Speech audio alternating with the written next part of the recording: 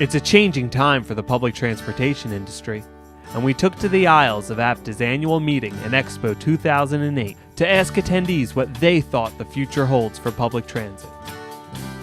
Well, as for the future of public transportation, I think it's unbelievably bright. I know there are problems with the high cost of fuel, but once you get beyond that, we've got more people riding our buses, subways, paratransit, and all forms of public transportation than in the past 50 years. You got to be optimistic about that, and I can only see it getting better. Public transportation is the answer. I think ridership will increase and will decrease our dependency on gas and where it comes from and so on. So it'll serve the country, serve the people, serve the environment. It's a good thing.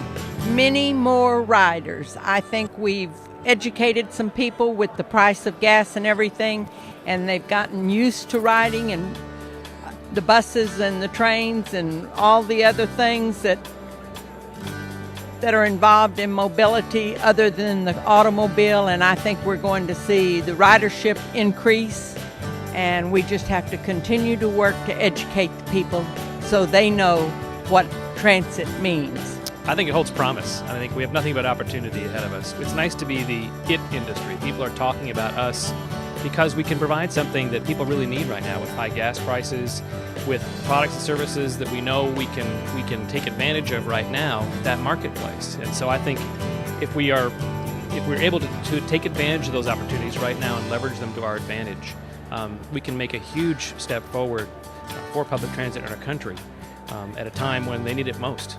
It seems to me that with rising oil prices and the overall change in the economy, that we're going to have to follow more of a European model and invest more of our economic resources into a good transit system. I think it makes sense for us, and I think it's the way to go.